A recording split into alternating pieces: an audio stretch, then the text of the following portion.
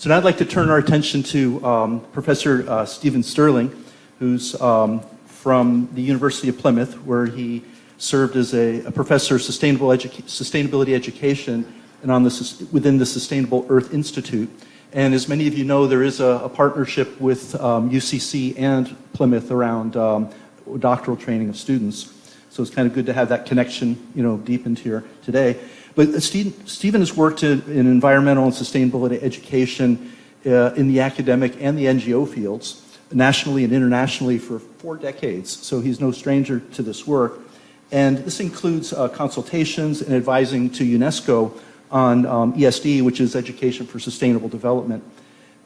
He's an international reputation as a thought leader, and I'd say a critical thought leader myself, in sustainability education, and extensively published in this area. And he actually has a new book coming out next week, so we may be hearing a little bit about this today, but it's really, the urgency of the times we have, and that we really do need some radical solutions to step forward and to present themselves and be enacted upon. In his research interest is very much an ecological, sort of a holistic thinking, looking for systemic change and the transformative learning of individuals and sort of at institutional levels as well, and sort of accelerating the process. And so what I'd like to do is turn the floor over to Stephen here. And I don't know if you need to flip on the... Thanks. Can I check this is working? Up my switch on? Okay. Yeah. Can you hear me? Okay, great. Thanks, John. And thank you to John and to UCC and to SDSN for inviting me. It's a great pleasure to be back in Ireland. I've been to Dublin a few times, but my wife and I came to Southern Ireland in the mid-80s, which is an awful long time ago, and we cycled from east to west, and it rained quite a bit. We always thought we'd come back, and we haven't, so thank you for making sure I'm here now. So we flew from Devon yesterday, and I remember saying to my wife, coming from the airport, it's very green. It's just like home, it's green and it's raining. But there we are. It's still good to be back in Ireland. So I should be talking for about 40 minutes. I've got quite a lot to say. I get one shot at this, so if it's a little bit indigestible, I apologize, but it's a huge topic and I can only touch on, sort of scrape the surface, if you like. And as John said, I've been working on this for decades, really, so I'm going to give you an element of my work. And it's like 2 journeys, if you like. So beginning historically from a long time ago to now, but also in terms of scope, starting at the global level and coming down to practice. So I'll try and do that within the time I've got available. So that's my title, Learning for Responsibility, the Challenge of Transformation. So I'll explain that term soon. But basically my argument is that education and educational systems are not responding deeply enough and swiftly enough to the situations we find ourselves in globally. So a lot of my work is trying to understand why that is, and on what basis can we move forward, and how can we take that work forward. So I think there's a time lag between rapid sociological, ecological change and the abilities of universities to respond quickly and appropriately. So I'll start off here in 1972, which is a long time ago, and gives away my age, if you like. I just graduated. I walked into a London bookshop, and I just happened to come across that book. And they always say, books on the back cover, this book may change your life. Well, it didn't, but it kind of pushed me on, if you like. As a young man, I thought, wow, this is incredibly interesting. It was an important time. It's the time of the UN Conference on the Human Environment, the Limits to Growth study, this sort of wave of environmentalism, which affected me as a young man very much. I thought, well, okay, education is the way to go. There was education in my family. My brothers were both teachers at the time. I'll become a teacher. So that's what happened. But that title, Teaching for Survival, I mean, it was a little bit survivalist, the culture at that time. You know, where's the earth going and so on. But his idea that all education is environmental education is quite radical too. And I think he meant by that either explicitly or implicitly, and either positively or negatively. And it's an idea which David Orr, you may know David Orr, a very established American writer, came up with this some years later, but this Mark Terry had it first, if you like. That's the structure of my talk. Context and challenge, where are we now?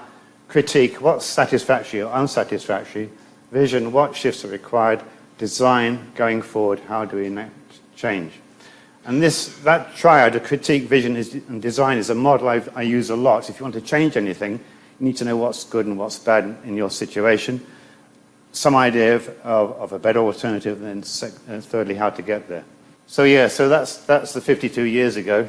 And it seems a world away, but the concerns which were being expressed then are still with us, only more so, if you like. And I like this.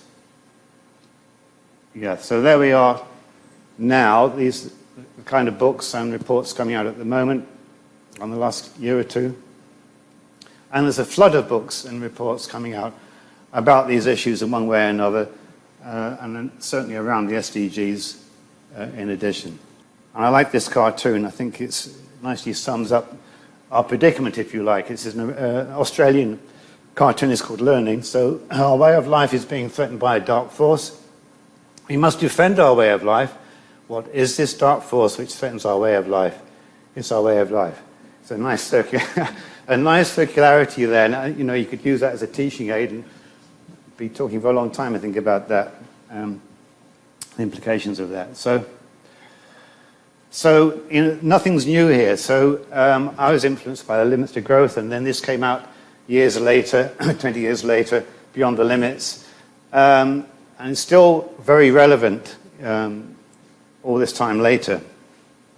And I put this slide in because I think that Donella Meadows' definition of a sustainable society is just very, very helpful with all the discussion that goes ahead on this. I think this is a pretty good summary. And of course, we're not doing a terribly good job of not undermining our systems of support. And also, they warned, of course, I don't know if you can see the subtitle there, Confronting Global Collapse, Envisioning a Sustainable Society. So this idea of a possibility of collapse, which seemed outrageous at the time, is not a minor view. And scientists are now saying that unless we undertake radical change, there could be some kind of collapse in the future. So Antonio Guterres, the Secretary General, is very much on this agenda. This is what he said a couple of years ago, in April 2022. So all these issues are wicked problems which are systemically related. And I think this sort of these crises, interrelated crises, are precipitating deep questions about long-held patterns of human activity, including in economics and development and food and energy and health and design and so on. But also questions asked about the role of education. So I think the question is, are we educating for a future that nobody wants? Or are we educating for a positive future and well-being for all? So just to say one or two other things about this, this is a slide from the World Economic Forum report of last year, and they come up with this idea of polycrisis, where all these different kind of issues are systemically interrelated. So a nexus, a knot, if you like. And again, that was anticipated by the Club of Rome in 1972, which talked about the world problematique, that you can't actually address one problem in isolation. So there's certainly a very high awareness that we need to look at things holistically if we're going to make progress. So again, Guterres is the force behind the Summit of the Future, which is going to take place in September, which is talking about our common agenda and talking about the common good.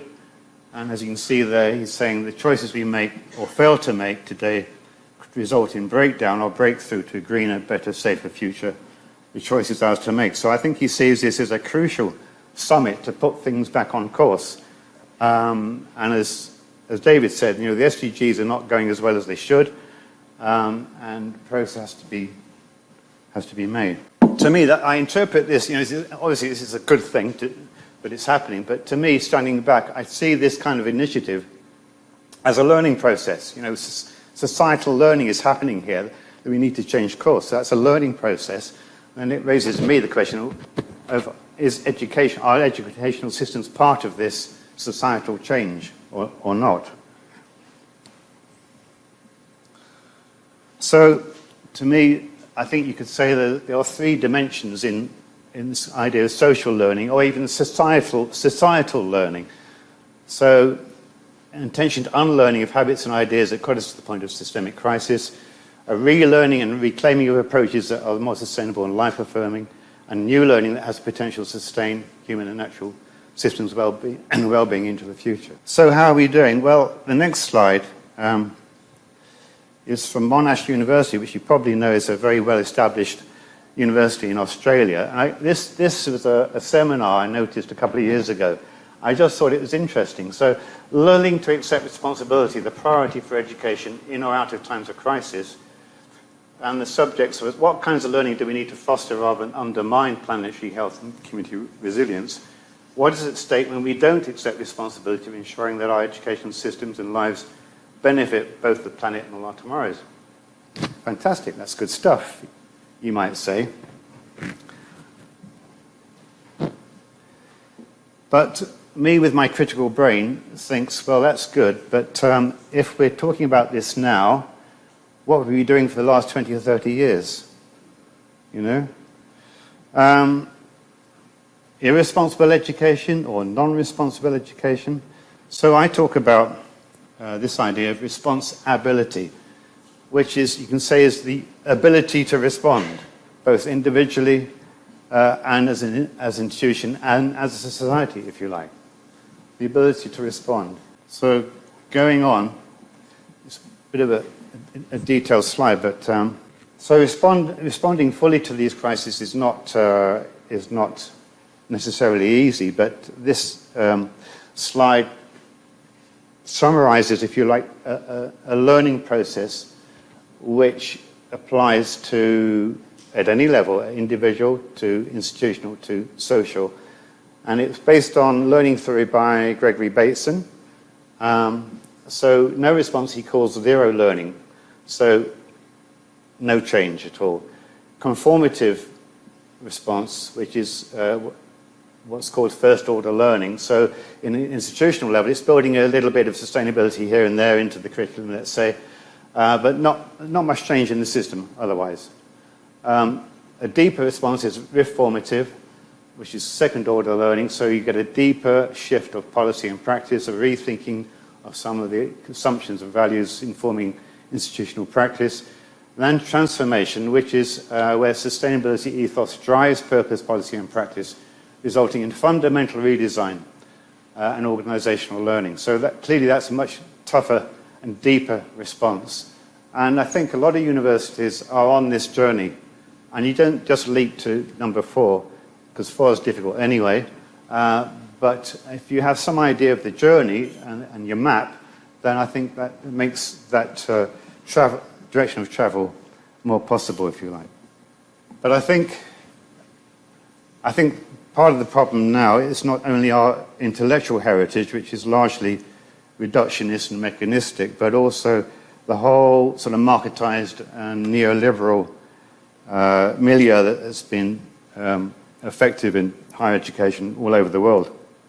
So applying this to sustainability education, again, this is a slightly dense slide for which I apologize, but I'm sure John will make these slides available after the talk, by the way, after today. So we can distinguish between those 3 levels: education about sustainability, which is a content basis or emphasis, and you bolt it onto a few subjects, the most obvious ones, let's say, geography and science and health maybe.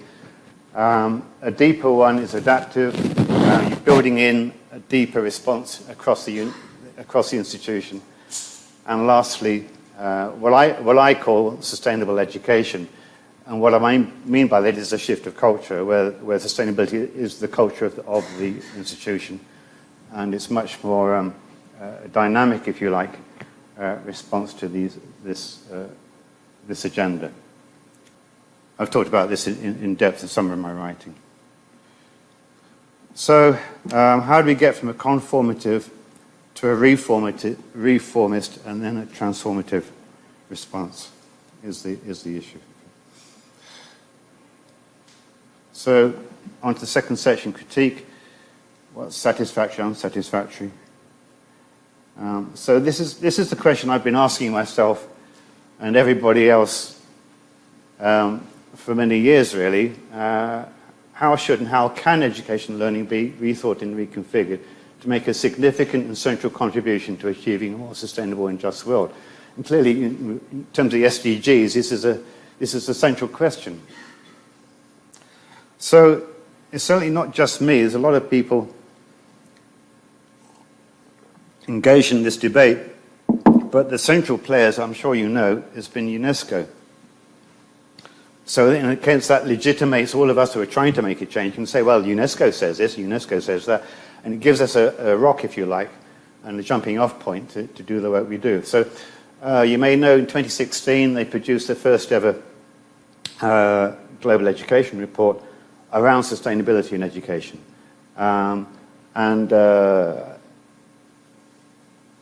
Take your attention to that cartoon. Education has the potential to transform the planet, but first we must transform our education systems.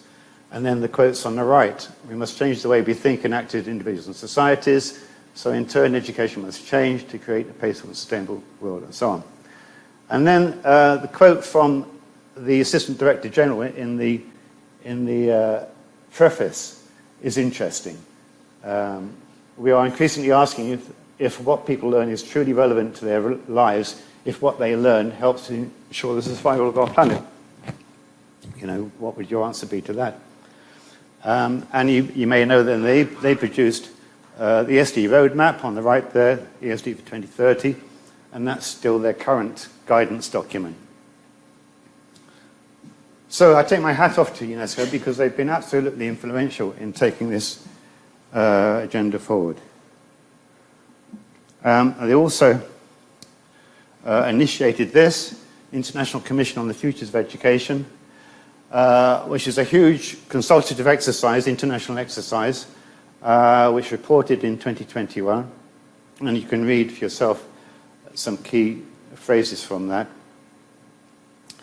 And I'll draw your attention to the last phrase. Education systems often reproduce and perpetuate the very conditions that threaten our shared futures, limiting education's potential to be truly transformative. So there again, you've got a mandate, if you like, for taking our kind of work forward. And that's a very interesting report, and there's pages online you can look at it and the upshot from that report coming up. And they also say that moving towards a new ecologically oriented understanding of humanity that integrates our ways of relating to Earth requires an urgent rethinking of education in the 2050 horizon. So all this stuff is coming out, and it kind of behoves policymakers and practitioners to take account of it, if we can. And then again, this is the Secretary General's initiative to put this huge summit together. I think it was in New York, around SDG 4. And again, this language about transforming education and reimagining education systems was very current. So you've got these words, reimagining, repurposing, rethinking. What does it all mean, you know? I think the big idea, which sometimes gets lost, I think, is UNESCO and the actors involved in that. They want education to be transformative in its effect with learners, but the key here is I think we need to transform education in order to be transformative. We need to transform it in order to be transformative. So that raises questions about how do we do that, and on what basis. So that takes us to the third section. And the idea of repurposing, begs the question, well, what is education for in the first place? And I think this is quite a useful summary of 4 main functions. So, any education system, any part of the world has a socialization function, which is reproducing society. That's obvious. Secondly, a vocational function to prepare people for employment.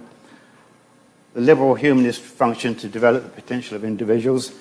And that's where I came in the early 70s, learning to be training as a teacher. That was the whole ethos at the time. The whole child thing and progressivism and so on. But I think now, given the global conditions, we have a 4th call, if you like, calling, which is the transformative function, to facilitate change towards a better and livable world. And that's what more and more people are talking about in terms of the repurposing of education. So I think it's not a matter of seeing these as separate,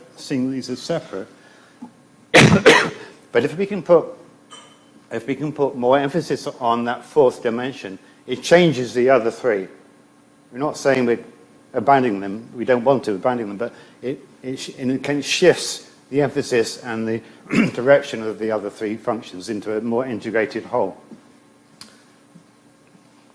Or would do if we can take it that far. Excuse me.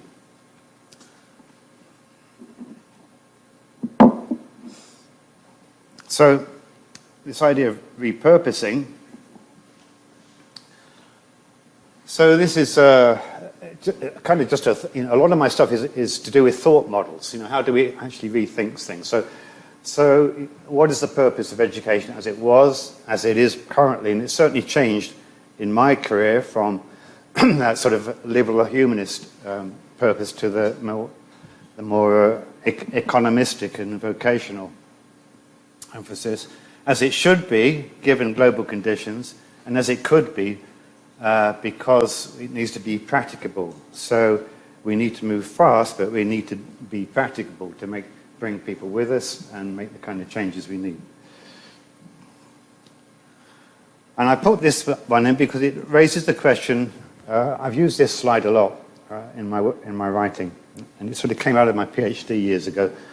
And it's really implying that we often talk. I don't have one of those pointer things, but we often talk about changing practice at the top of the triangle, if you like, which is fine. How do we get sustainability ideas into our practice, into our curriculum, and so on.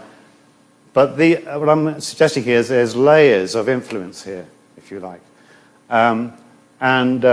Maybe we have educational policy, but what is the purpose behind the policy? What's the policy informed by, if you like? But below that is the sort of educational paradigm, which reflects the cultural paradigm from society as a whole. And that's just a model, whether it's true or not, it doesn't really matter. It seems to me it's a useful way to think about it. And I think the problem here is that if we only talk about shifting some of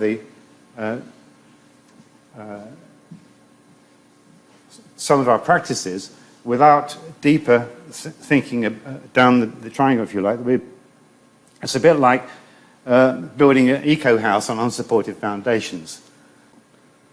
So a lot of my work has been looking at that paradigmatic level, and I put this slide in. Interestingly, it comes from the world of business. I don't know if you can read that at the bottom. It comes from a paper called Developing Leaders for a World of Uncertainty, Complexity and Ambiguity, and it comes from a business school, the Ashridge Business School. And they make a distinction between the sort of mechanistic analytical orientation and the ecological holistic orientation. And basically we've got 2 different ways of seeing the world there. And a lot of my work is really saying how can we acknowledge the left-hand side, which is often the conventional wisdom, if you like, and how can we actually shift more towards the right-hand side without abandoning it. It's not about abandoning the left, but to use, I think, Fitchroff Capital, it's about a shift of emphasis towards the more systemic, holistic, ecological ways of seeing the world, because sustainability issues are always marked by complexity, and therefore we need educational approaches which acknowledge and work with complexity and ambiguity and so on. That's the reasoning, if you like. And the other thing I'd like to say here is that there's nothing new about this. So if I put that date in red, 1991, this comes from an American writer. We should create learning that enhances critical thinking, the understanding of the self and systems, environments in which you live, and the situations we experience. We need to understand and manage complexity, and so on. Great little cartoon where the teacher's looking at the influence from A to B, and the guy's looking outside the door and saying, whoa, you know, the world's actually like this. It's not a simple linear A to B, you know? So, you know, all those years ago, Banathay was saying this, and we're still trying to catch up, you know, with a more sophisticated approach, if you like, to complex issues. So now I'm going to give you a few slides which, if we take that argument on board, shifting towards a more reductionist, a more holistic way of seeing and doing, what might that involve? And I've got a few summary slides here which indicate the main features of that, if you like. So, you know, I worked at the University of Plymouth for 12 years, where I was head of sustainability education for much of that time. And we were lucky. We had a big grant. We had 9 staff. And we were charged with moving the ethos of the university towards sustainability, if you like, at quite a deep level. At all levels. We worked on campus, curriculum, community, and culture, the ethos of the university. So we were involved in this learning journey. We had funding for 5 years, but it went on beyond then. And we started mapping out what that journey might look like and bringing people on board. And if you like, this is like a beginning response, the conventional response on the left-hand side.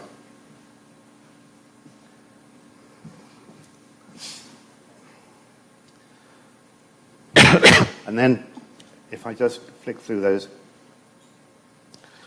you've got a more whole, a deeper, more complex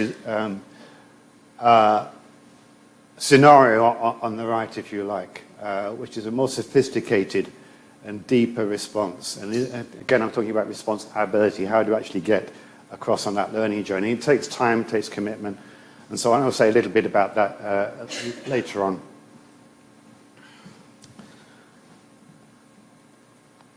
And then, again, at an institutional level, shifting from the left towards the right. And it's much easier, of course, in a small institution to make that shift than it is in a very large one.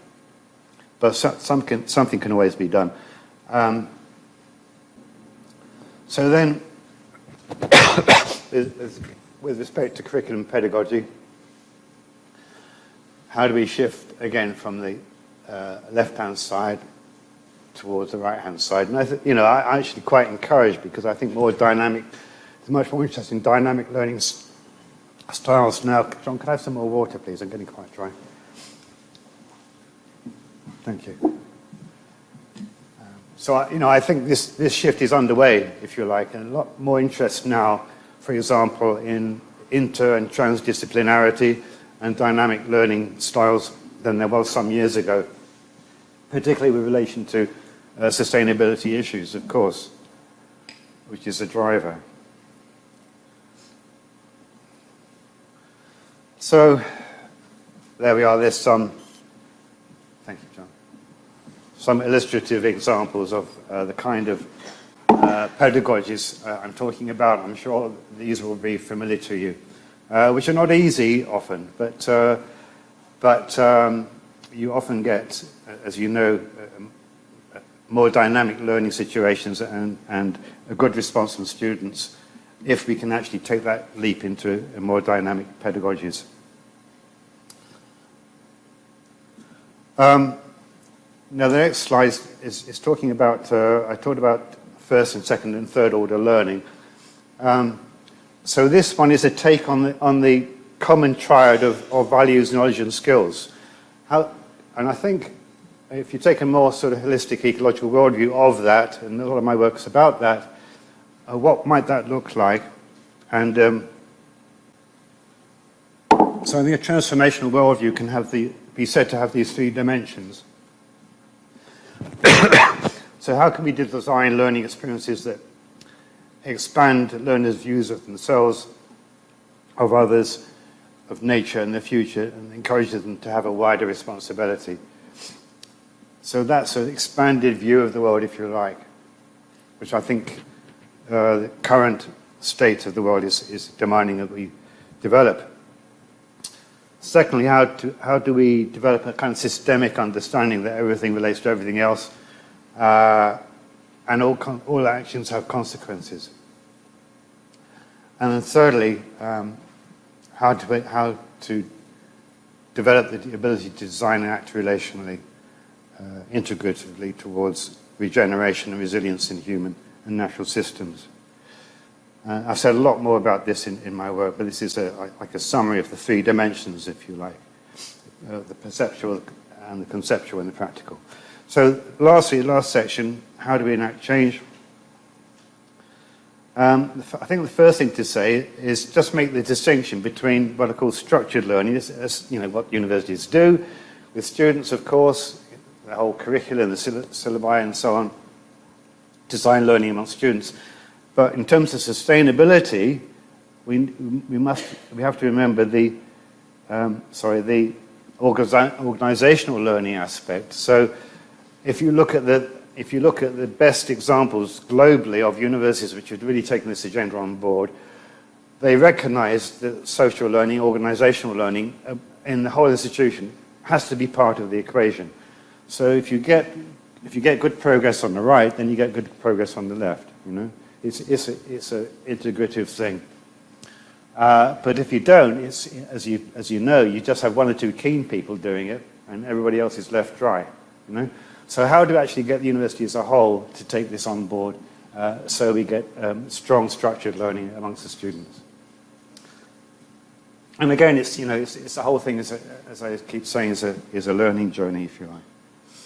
And we certainly found this in the 12 years at Plymouth I was there, and it's quite exciting. It's difficult, but it's quite exciting too to venture on this work. Now, we all know there's barriers to this, and I'm not starry-eyed. This comes from research, and a lot of these difficulties and barriers are very real. But in my experience, and certainly looking at work over many years, I don't think any of them are insurmountable.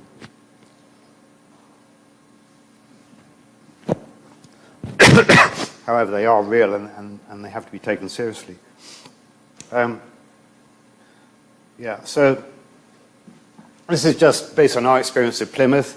After the years we worked, what were the 20 things which seemed to make a real difference? And it was these things really. I'll let you just have a quick read of those.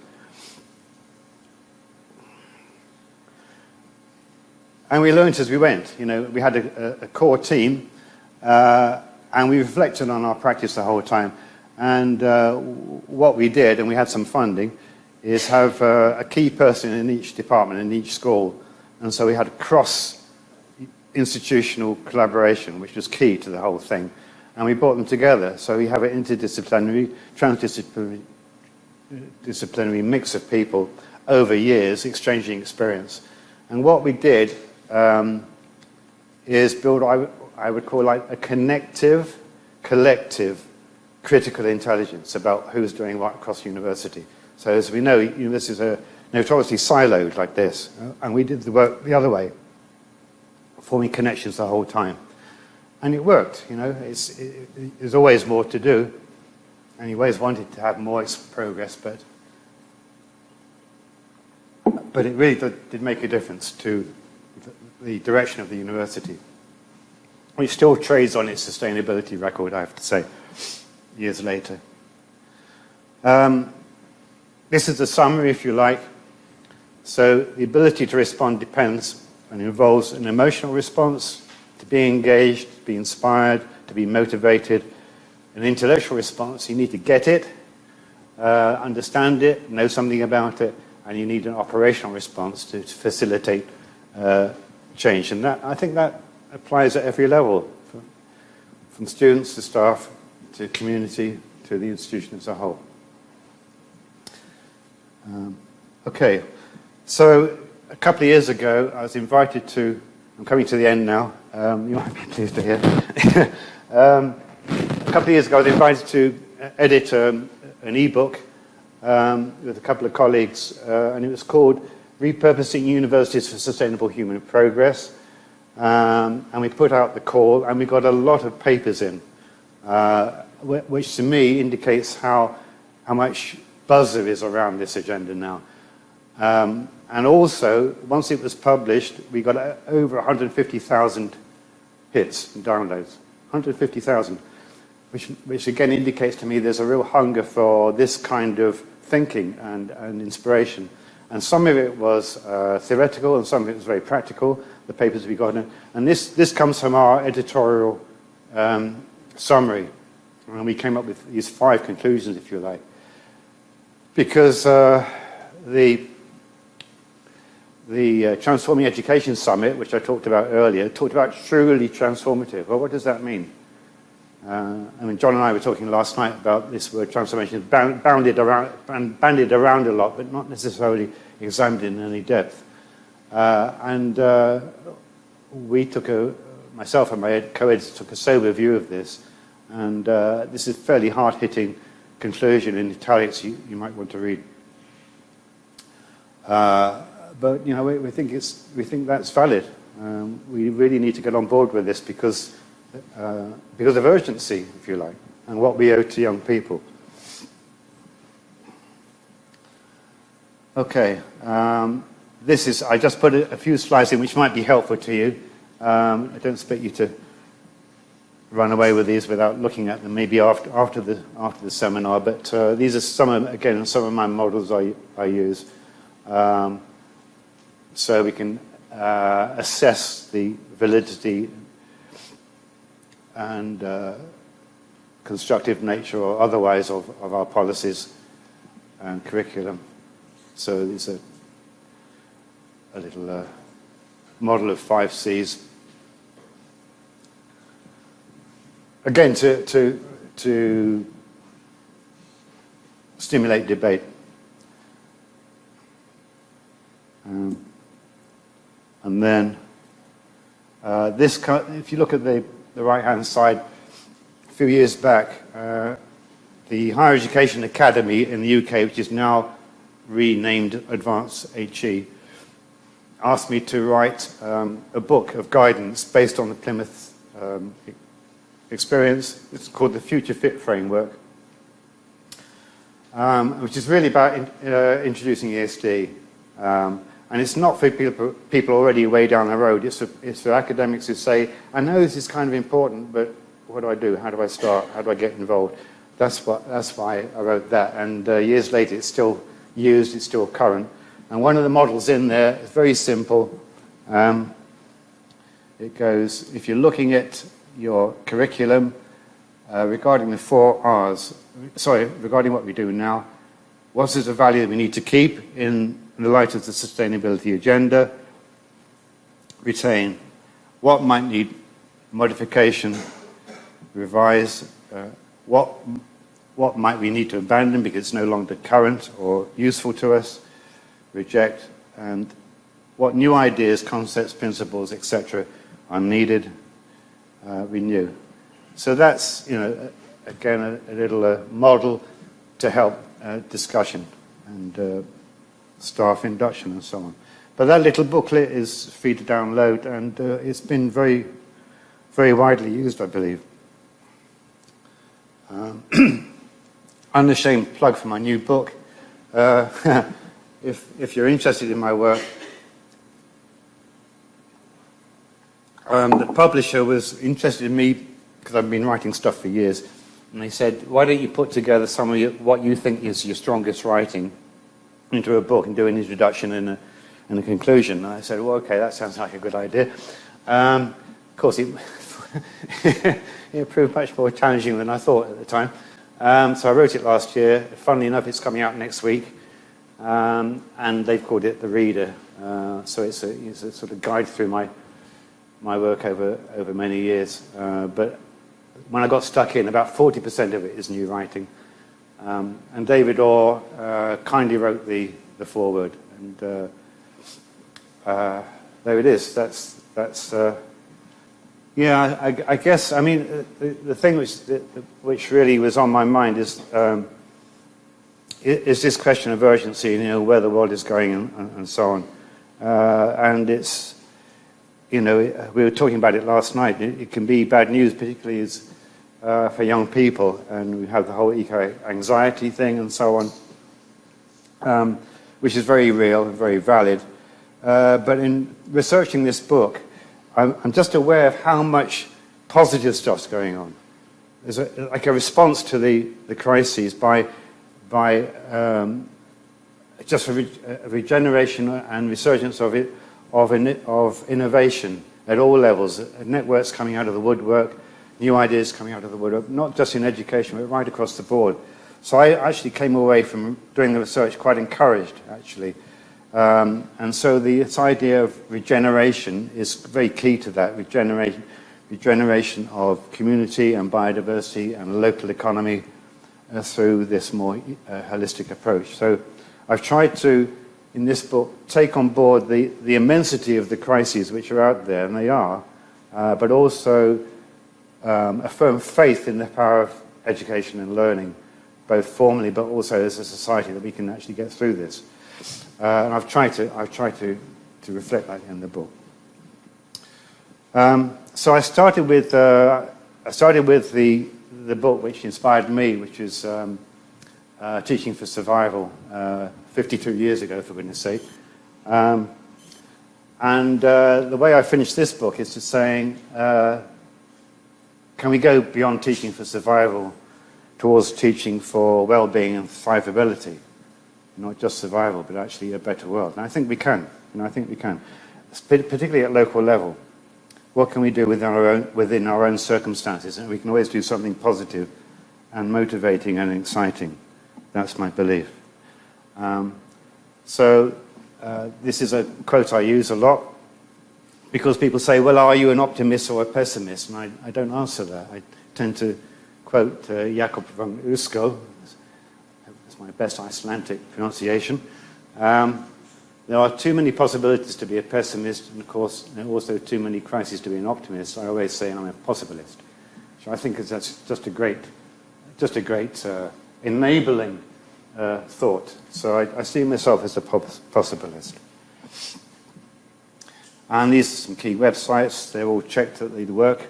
That's on the right-hand side. That's my website, which is just about to be, well, in the next few weeks, to be relaunched and revised. So don't look at it yet. So that'll be updated very soon. And I hope this has been helpful. Thanks very much.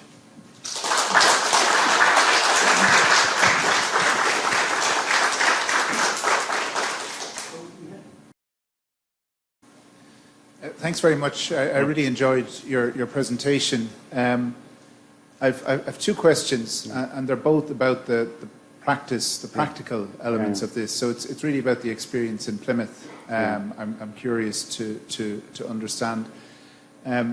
Firstly, is where would you see Plymouth on your score chart? You had 1, 2, 3, 4 for institutions and for probably in the middle with some efforts to get further. Okay. Yeah. Which a lot of universities are, I would say. Yeah. And that was where I saw UCC actually in that space, probably between 2 and 3, perhaps. But I'd need to look in more detail as to the what distinguishes between those. Yeah. And in terms of that journey within Plymouth, what were the key ingredients? I suppose I'm thinking of the context here. We've a very strong tradition of student activism in this space, and fortunately the leadership generally being positively responsive towards that. So we have this kind of student-led, research-informed, practice-focused mantra around our practice piece as a green campus. And that's really helped us in terms of looking at certain aspects of what we do.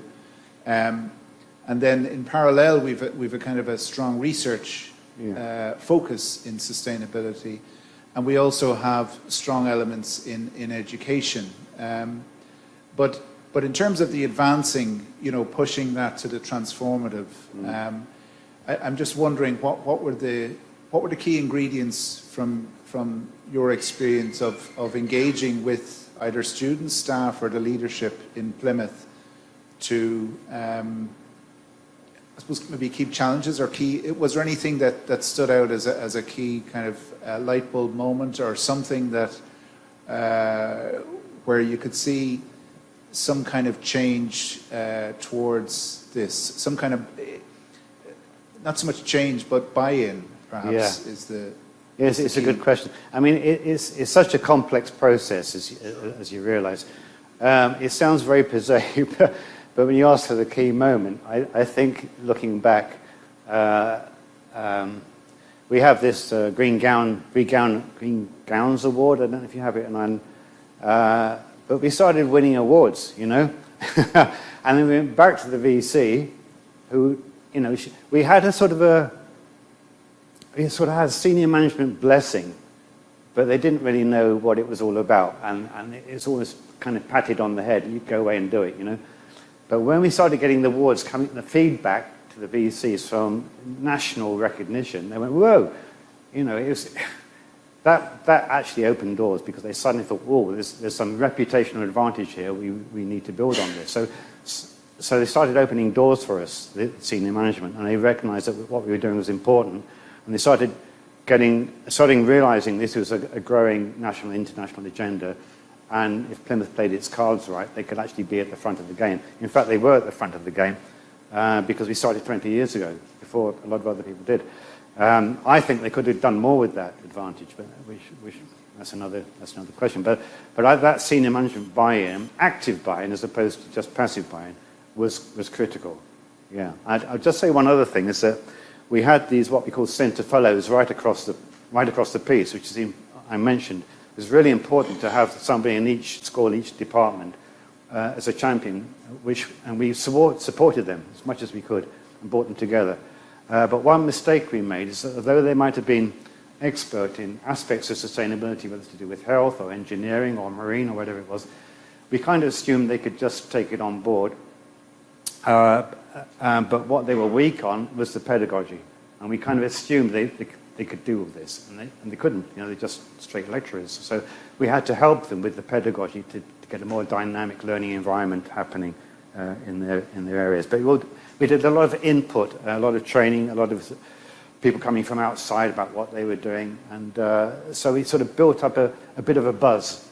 The other thing we did is we worked on the sustainability strategy and made sure it was pretty damn good, and compared it with other leading universities nationally and internationally, but also then made sure that what we said in the sustainability strategy was also echoed in the teaching learning strategy, and the university strategy. So there's consistency between these key documents, so you get a strengthening of the whole thing, because otherwise you get stuff which is, in boxes, if you like. So working on this kind of thing. So I call it keeping like a critical intelligence of what's going on, both within the lecture theatre and within policy making, and being opportunist actually. So something's happening, you think, okay, what can we do to take that forward? So it's quite fun, but tough too, but interestingly, we never got pushback from staff. I thought there'd be staff saying, well, it's all very good, but it's nothing to do with me. Nothing. We had dentistry, for goodness sake. People you didn't think would be interested, but they were. And some, we had a plan to bring departments in over the years, one at a time. And there are people coming to us. Can we be next on your activity? So it's great. No one ever said. We never get hostile pushback. And that was years ago, so I think the situation is even more favourable now to push forward. Yeah. Hi, Stephen. I'm going to jump on Brian's question. I'm Catherine. I work in the Teaching Learning Centre here. Yeah. We're actually hiring a 3-year position for an Education for Sustainable Development officer, Right. which should now be Education for Sustainable Whatever. beyond that, the transformative space. Yeah. I'm wondering, what would you think would be transformative for them to do? So we have them for 3 years, funding for 3 right. years. What could they focus on in their first year? And I'm aware that some of the candidates might also be in the room, so this might be a great answer for interview. Yeah, In the first year, what could be a focus? Are they working that they within could- education? They'll be department? working both with myself and Maria Karan, who works in Sustainability and Climate Action Office. So they'll be pedagogically focused, but Yeah. with a lens on the Education for Sustainable Development, Yeah, connecting to but it Brian has a as well. you have a cross-institutional remit? Yeah. Well, that's great.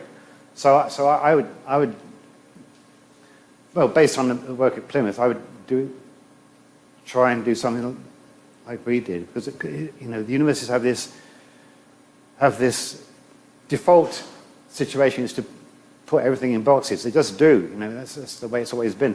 So try and cut across the boxes. And if you can actually, because one thing that happened when we started up in 2005, it was.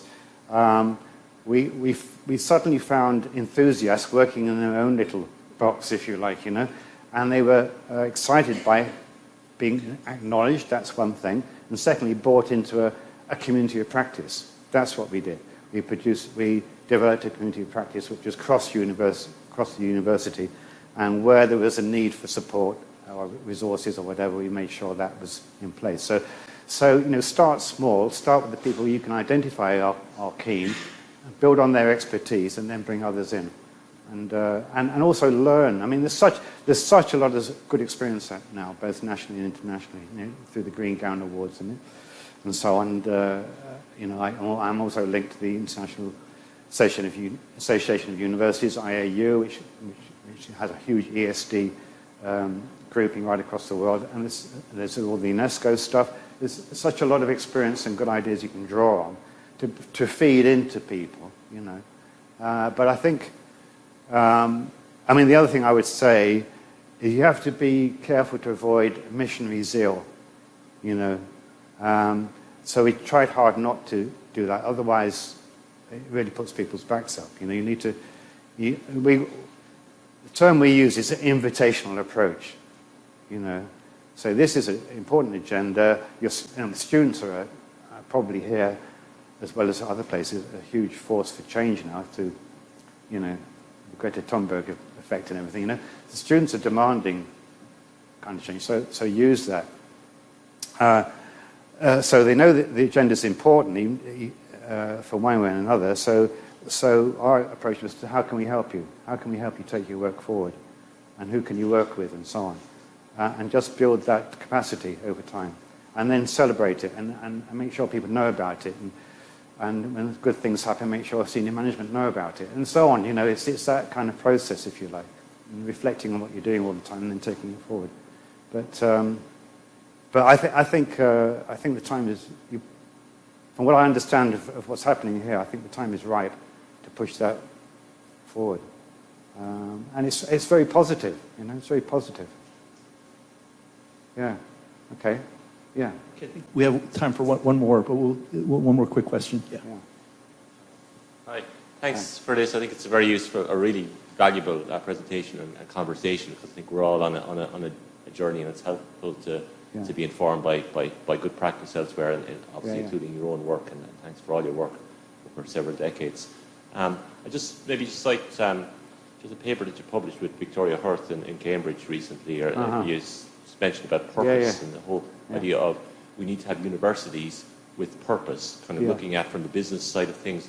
She's in that area, that this idea of having a higher purpose towards issues, let's say, around sustainability and those sort of values. And you conclude that paper that no university on this planet has actually attained that. And so the most sustainable is still unsustainable. That it's the least unsustainable rankings. That's if I read it right. Yeah. And so in that context, and I'm also just thinking of David's point on the progress or lack thereof in the SDGs. Yeah. And you mentioned about sort of I suppose, a neoliberal and market-driven university, and we're all, subject to that in terms of, universities are financial crises and all the rest. And it's, so you have this really positive stuff, but then on the other side, is the ether that's around there. Is it possible to get to this, with this meta crisis and so on? It's very difficult. Are we, how can we turn that ship around? Is it something that we need something more fundamental and foundational, as UNESCO, as the UN General Secretary has been sort of suggesting? Transformative means something quite different. To look at our economics, that it's an ecological economics with the world at the centre. So no matter how much we do, are we just stuck in, that we're destined to not reach that Mount Sustainable Transformation, or is that a slightly negative look at things? Yeah. So nothing difficult there then. I think, it's like a huge topic, really. I think you're right. It's like two counter forces going on, if you like. One is almost like retrenchment, and the other one is expansive and trying to move forward in a more holistic way. And you've got these two forces almost up against each other. And at an institutional level, I think you need to kind of box. I use the term box clever, and do whatever you can within your own circumstances. And sometimes, if you look at some of the leading universities, internationally, like University of Tasmania or Chalmers in Sweden or UBC in Canada, they've got all the ingredients right, and off they go. Well, some universities don't have the ingredients, to make that kind of progress. So you just do what you can within your own circumstance. And I always think you can do something, I really do, because I've been in situations myself where we should look unpropitious, and you do something anyway. So from that point of view, I'm quite positive. But I think there's major forces pushing in a positive direction. The whole UN thing and the Summit of the Future. And these are major things you can point to and say we need to do this stuff because it's internationally recognized as imperative, if you like, that we make progress on this. But also all the very positive work coming out of sustainability education, reflected in the Green Gown Awards and those sorts of things, are all pluses. They've got, you can point to good teaching and learning outcomes, student motivation, institutional reputation, all this sort of stuff you point to. And then you develop a dynamic of its own, if you like.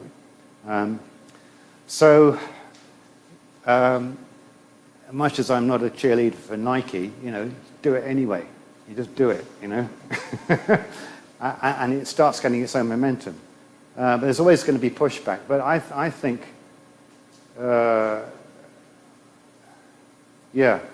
maybe I live in a different world, but I feel quite positive about this, because I think even looking back 20 years, far more. The student body now, there's a really strong. The NUS in the UK has done research over something like 10 years about student attitude towards sustainability and sustainable development, and it's something like 80% of students think their university should do more, and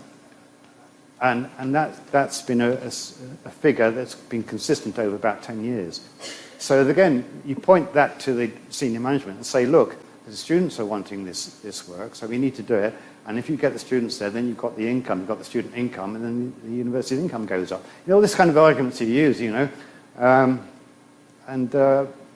So I think that although the global situation is pretty dire, I think locally we can do a lot.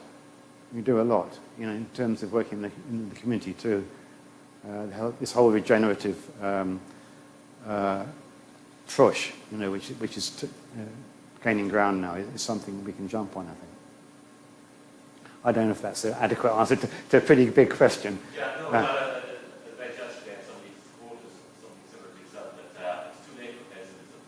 Yeah. But the other thing I would add, you point to Victoria Hurst's work. This thing about purpose is really quite a key. If you look at Donella Meadows' work, on systems change and stuff, she always talks about changing the purpose of a system. If you change the purpose of a system, the whole thing begins to change. If you get Shell, let's say, to not have profit motive as its key purpose, but to ensure well-being in the community. Maybe that's its first.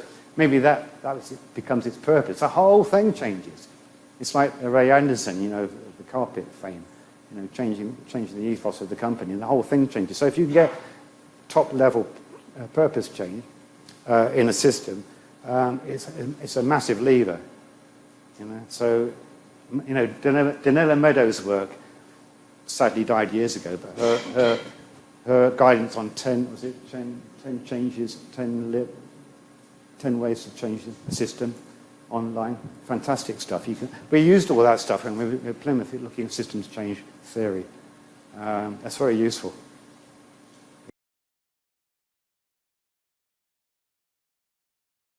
So I'm just going to give some brief introductions here while everybody's kind of coming back from their little meander. And what I'll do is I'll start here with Paul Walsh sitting next to Stephen.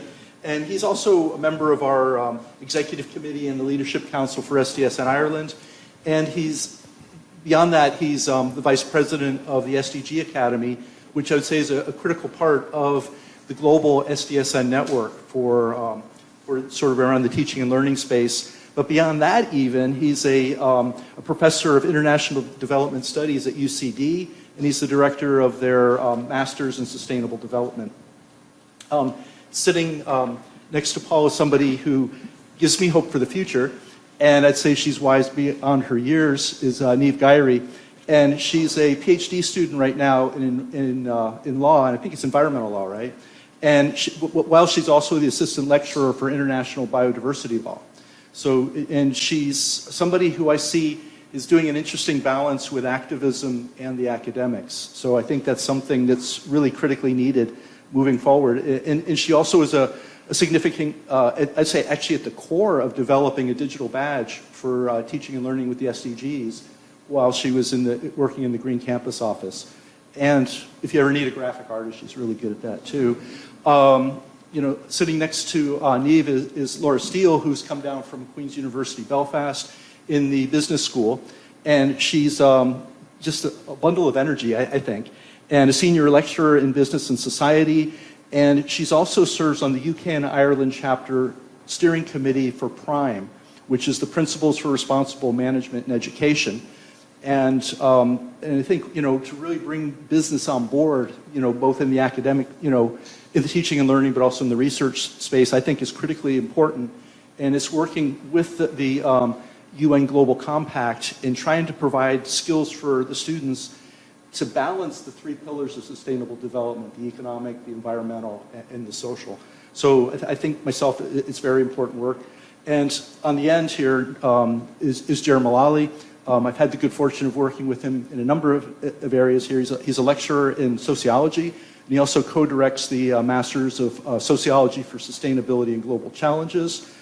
He was on the steering committee for the SDG Toolkit for Teaching and Learning, and it's been a privilege to work with you on sort of creating curriculum based on walking pedagogy around sort of looking at the Anthropocene in terms of socio-ecological transition. So, here's our panel here, and let me just actually pass out a couple of microphones. Okay.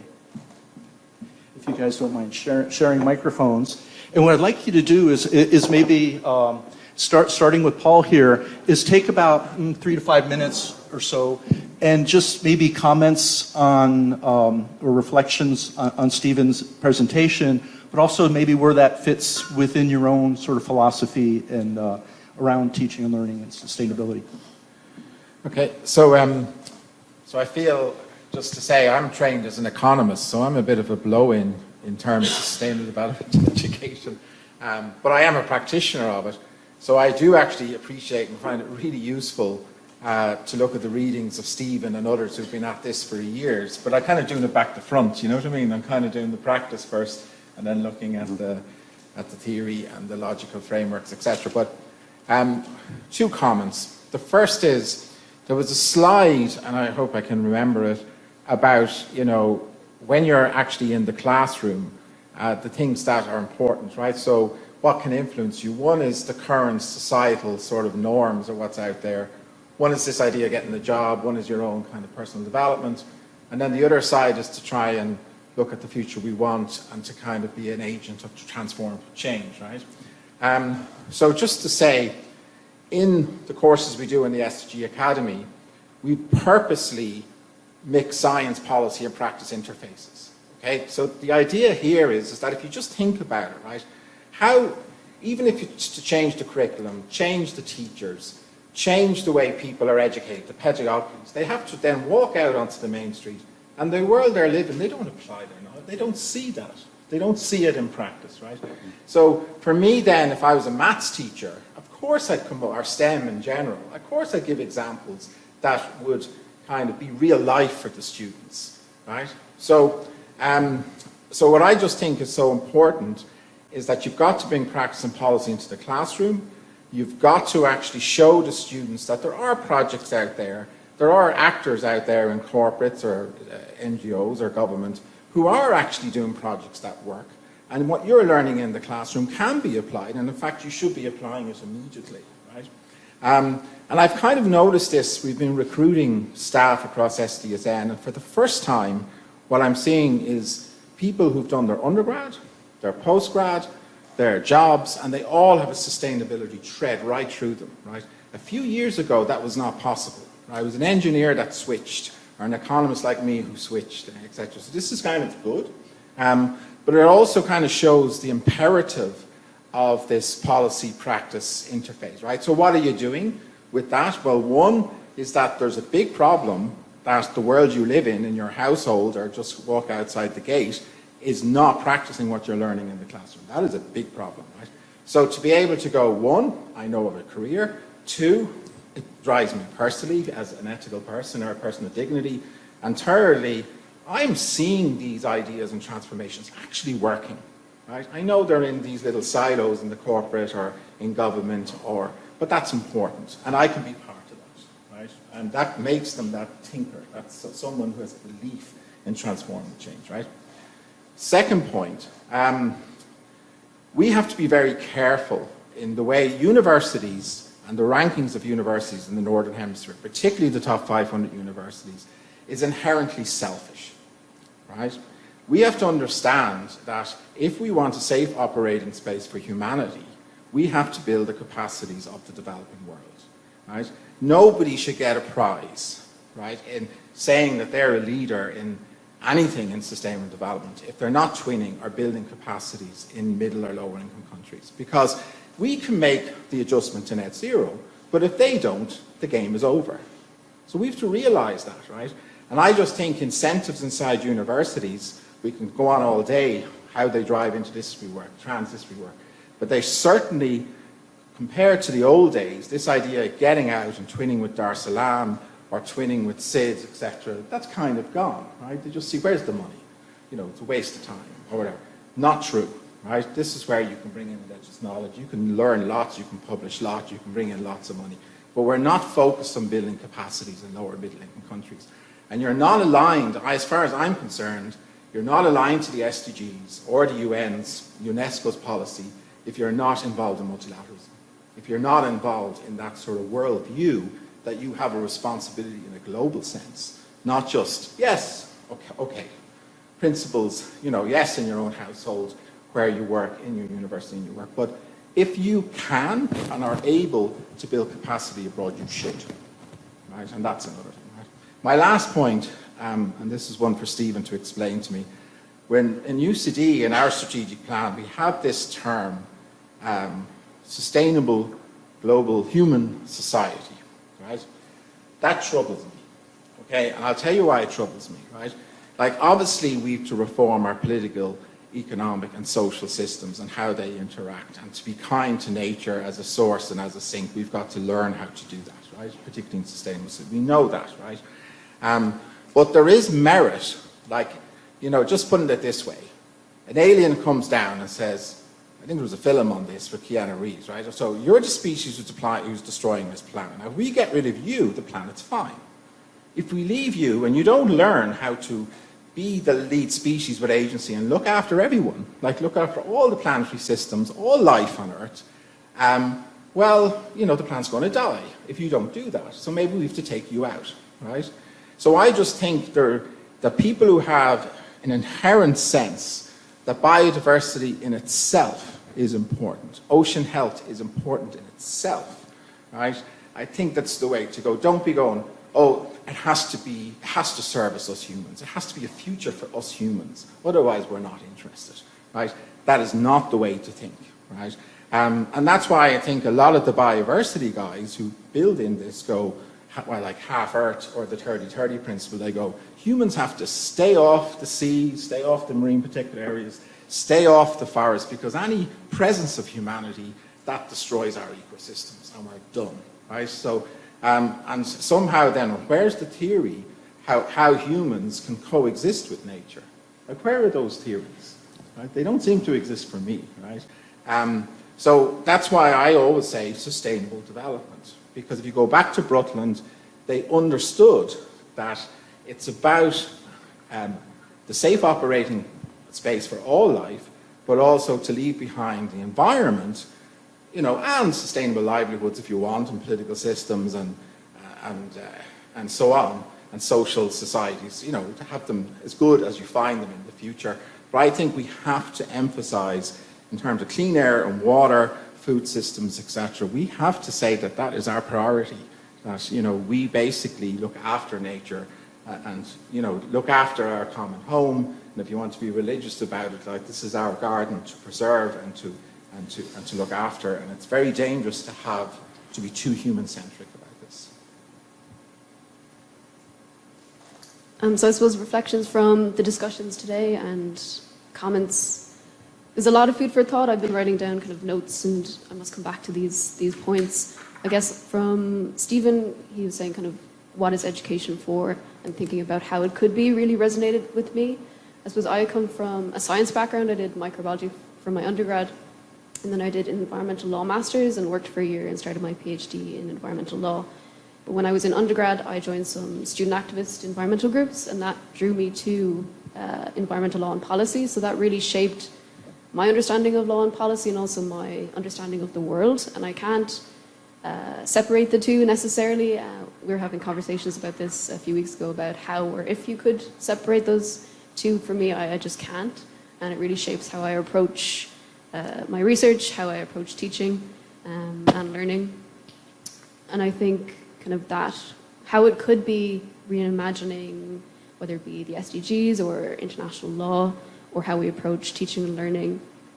That keeps coming up recently for me, and I find it really inspiring and energizing of thinking, yes, we have the biodiversity crisis, the climate crisis, we have the energy crisis, the cost of living crisis, housing crisis, genocide and war, and it's very difficult to be hopeful when you're, I suppose, in your early 20s and you're studying and you're coming from school and people want you to be kind of this ray of sunshine and hope for the future, but it's very difficult under the current circumstances. Not that there isn't reasons for hope, but it can be very draining, and a lot of students are tired and frustrated and angry, and rightly so.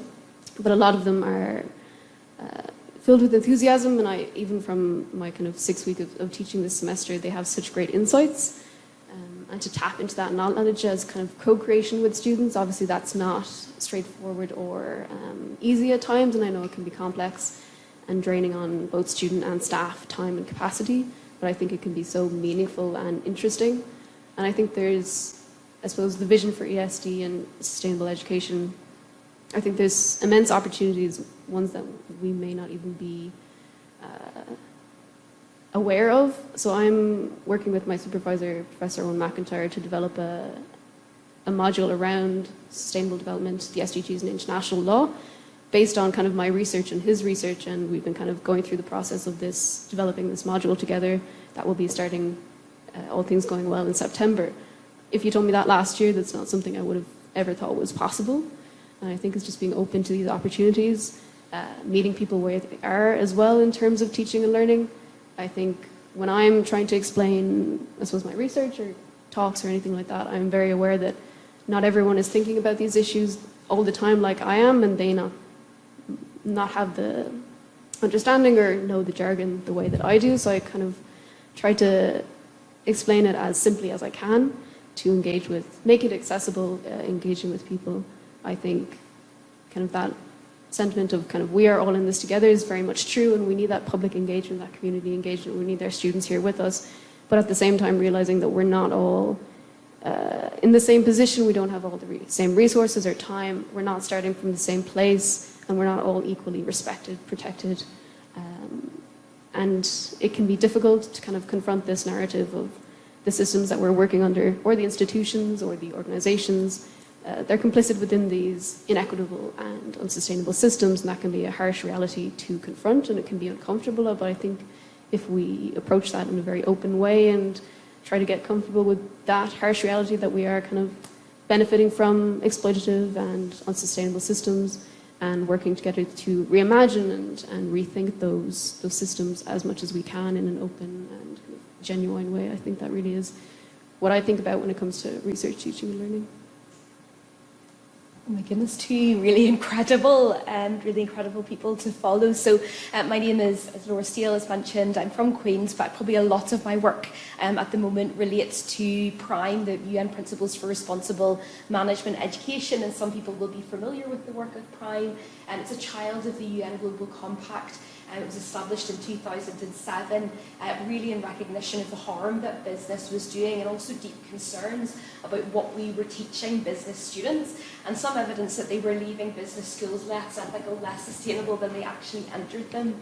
And so I'm Vice Chair of the UK and Ireland chapter of PRIME, so a lot of what I was listening to, I was really filtering through the lens of PRIME and the work that PRIME does. So we are one of the PRIME champion institutions, so we try to demonstrate thought and action leadership around education for sustainable development alongside our colleagues in the likes of Cork Business School down at Cubs. And something that we've been involved in was setting up an innovative pedagogy competition in the UK and Ireland. So we tried to look at what are the barriers that are preventing people from really deeply embedding to taking on board some of the wonderful work that is happening elsewhere. And whenever I was listening to your presentation, I was making notes on so many of the things that we are finding time and time again. Knowledge and lack of knowledge and understanding, but actually I think there is a lot of knowledge and understanding there, but the thing that I'd written down that you said was around pedagogy. And so often people have that baseline level of knowledge and understanding, they don't necessarily understand the different kind of pedagogic practices that can be used to translate that.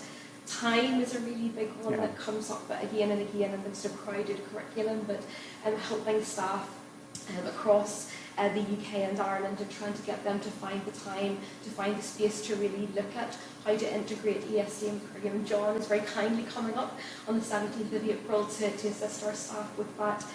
Resources, but there is really fantastic resources out there, but often there's a lot of duplication of work, and there's a lot of or a lack of awareness as to the fact that certain resources are out there, trying to find ways to bring that together. But a really big one for me, and increasingly so, is the need for more institutional support and incentives. I think if you're coming from a business school, realising, well, how do we motivate people? How do we encourage people? And often we're not doing the things that actually there's a lot of research to suggest that that's how you bring people on board. So tying it into the likes of promotion and progression, recognising people for actually deepening and broadening the integration of sustainability into the curriculum. And a lot of the times, for example, in Queen's, that is not happening. And you said awards as well, and awards can seem unimportant, but actually it can be a really good incentive for individuals and organisations in terms of recognising efforts. And then the final thing that I really took on board was aligning strategies and policies across the entire institution. Being just hearing sort of different comments there. So for example, in PRIME, a lot of the leading business schools in the world, and I feel like I might get in trouble for saying this, but they won't sign up to PRIME. If you look at the list of who's signed up to PRIME, there's very obvious names missing. I remember going and asking, why is that? Why are they not signing up? They have an incredible amount of resources and knowledge that they could share. And I was told that apparently part of the reason is that PRIME's not a ranking, but certainly there's opportunities for recognition, there's opportunities to showcase your work. And partly part of the issue is that you could be in the top 10, the top 50 leading universities, leading business schools, but actually you might be performing a lot worse on sustainability than some of your compatriots in the global south and low-income countries, and you might be exposed as the result of that. And one of the things that I do like about Prime, even though it is still dominated by a lot of countries and high-income countries in the global north, is that we partner and we work collaboratively with business schools around the world, including in very low-income countries, and they teach us a huge amount. It is a bi-directional relationship. It is not about us going and saying, here's all the wonderful things that we are doing and you can learn from us. It is a 50-50 relationship, and a lot of them increasingly are saying, actually, we have a lot to teach you if you would only listen to us.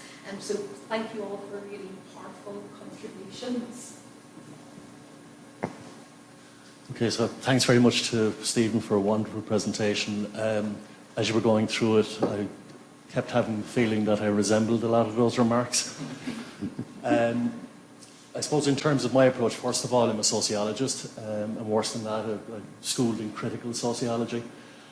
And in terms of the theme of today of reimagining, I suppose where I start from is my disciplinary background, the idea of the sociological imagination, where that allows us to grasp history and biography and the relations between both in society.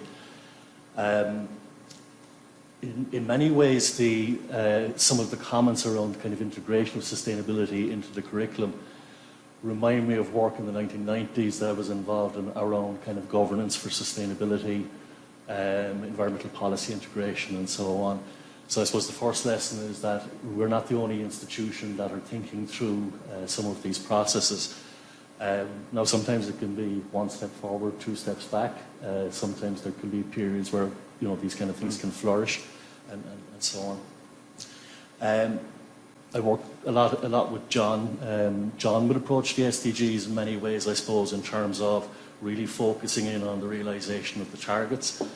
In my work, I treat it very much as a kind of a heuristic, because what it really brings to the fore is the idea of kind of interdependence and interconnectedness. So it's a way of addressing kind of complex systems without necessarily having to beat people over the head with the theory, for example, there. Increasingly, and I like the title of the presentation, the emphasis on learning. A lot of work over the last number of years on education for sustainable development, or education for sustainability, wherever the focus might lie. One of the things that I suppose in previously looking at governance for sustainability, a sociologist by the name of Klaus Ehler wrote an article called Societies Learn, but the World is Hard to Change. And I suppose really what that was recognising was, on the one hand, the potential for third order learning, but on the other hand, realising the wider social context and forces against which that kind of, I suppose, grades butts up against, and so on. And I think we have to be realistic in some senses that, on the one hand, many universities ascribe to be sustainable universities, but quite often that can conflict with the idea of the entrepreneurial university as a source of innovation. Now, certainly things like Prime and the work that Marguerite Niamh is doing is trying to bridge that gap. We're lucky here in the sense that we're an urban university, linked to colleagues and partners in Cork Learning City, and over time, through that partnership, I've moved away from the idea of education for sustainability to more and more towards learning for sustainability. And I'm very careful not to talk about learning for sustainable development, because in an area where we use a lot of acronyms, that could have very unfortunate associations. I'd like to pick up maybe on, one of the key lessons here was you pointed out the potential for progress at the local level. And I think that's very important. In a world that on the one hand is characterized by globalization, concepts like home, like community and place are all incredibly important in terms of certainly our imagination looks towards a horizon, but it's also grounded in a certain form of experience as well. So one of the enterprises that many people in the room here are engaged in is the university-wide module on sustainability, which isn't a particularly inspiring title. So we worked with it on the idea of putting sustainability in its place and putting yourself in the picture. And in many ways that move the focus or move the dial, not in terms of curriculum, but in terms of pedagogy, moving away from the kind of didactic chalk and talk type of approach to a more experiential form of learning that connects to people's lives in a more meaningful way. And I suppose in looking at that process that I was talking about, maybe that conflict, or at least the challenge of bridging those different functions and identities of the university. I could look to a colleague of ours, Evan Boyle's work, for example, on the diffusion of sustainability. Sometimes it's not about scaling up, sometimes it's about scaling deep, networking, learning from other examples, and I suppose the kind of the replication of success stories. Not everything will work in every single place, but there are common barriers and there are common opportunities. And it's through those relationships, I think, that the kind of positive message, I think, that you're trying to bring to the fore comes out. That's not to say that we don't need to look to the global and to partner with other countries, with other universities. With Clina in the room here, who's been very active in that regard in Latin America. But yeah, I think there's a lot to be positive about. But at the same time, we have to realise the context that we're in. It's a very challenging context. But there are strategies. I think there was an old expression, let 1,000 flowers bloom. Now it's nice to connect those in terms of a strategic orientation as well, but context matters. We have been very lucky here in terms of not just the engagement with the students, with the senior management, but also the city that we're located in as well. And it's certainly greater than the sum of its parts. Okay, thank you, everybody. That was some really rich conversation there, and I can throw away the questions I had because I think everything was covered. But just a couple of comments to Paul about bringing in biodiversity, and because that is one criticism of the SDGs, that they're too human-centric. So, moving forward, if there is the agenda beyond 2030, to bring in something like the Kunming biodiversity agreement from last year into the fold and make that part of it, and almost opening up a rights of nature on its own. And so what I'd like to do is just sort of pose one question to you all, and building on what Jared was kind of concluding with there, is bring it down to the practical, and in terms of something that's more tangible to the students. And Stephen kind of was talking about that too, that it's not just the cognitive, that we want to really be building competencies and stuff. But I was wondering from your own practices if there's things that you can share that are around that, bringing action into it for the students and getting them involved with their hands. And also, especially if it's in some multidisciplinary or transdisciplinary way, which would be in the spirit of the 2030 agenda. So I don't know if anybody wants to field that question, and then after that we'll open it up to the floor. And I wish we had another hour here too myself, but I don't know if anybody wants to take a shot at that. Laura, yeah. Can I do a quick plug for Prime I5? My family probably think I'm in a cult. I spend so much time talking about Prime. But it is, if you have 5 minutes, to Google Prime I5, just the letter I5. And it is a pedagogy initiative that was funded by Lego. Although every time I say Lego, people then go, oh, those plastic bricks, not very sustainable. But it's about leadership for sustainability. And they have a it's very American, a playbook, and it has sort of different sort of practical strategies, advice, and frameworks for really trying to inspire students in the classroom. And so it's all really about making learning meaningful, fostering joy and well-being, designing for iteration, and so it's very much integrated into a lot of the UNESCO work, and it's a really lovely resource. And if I'm ever stuck for some ideas about how to make a particular topic more engaging and more exciting for students, I'll dip into that playbook. So it's just a practical resource, the I5 playbook, and that is the last time I'm going to reference Prime today, I promise. Paul? Just a quick response. So I have about 6 weeks grand total experience of teaching, so really not a lot. But I have about, I think, 21 experiences of being a learner out of 26. And I think when it comes to engaging with people, what I see, what kind of sparks a response from people is storytelling and kind of creating this consistent narrative that people can understand. And that's not always easy when it gets very technical with law or science, but I'm trying to make an effort to have this kind of storytelling element, and showing that passion and interest. I think people really can respond well and positively to that. I guess when it comes to activism and my research, my area is international law, but I think if I wasn't doing kind of my volunteer with local and national grassroots groups, my understanding of environmental law would be very different. And my research informs how I approach kind of my activism, but my activism also informs my research. And I think there's kind of a very interesting overlap between the two, and they're informing one another. And I think I would definitely encourage students to explore that kind of community engagement angle if they have the capacity to and the interest, because it's so fruitful and so valuable to your understanding of environmental issues, but also the solutions too, because environmental law is one tool, but it's not the whole solution. And I really resonate with the ideas of that interdisciplinary dialogue and communication and collaboration, because it's only kind of a holistic systems approach that is going to kind of practically and effectively address these issues. So hopefully I got your question right here. So in UCD, we came up with this idea of first-year electives that everyone across the university had to do, and they're called discovery modules, right?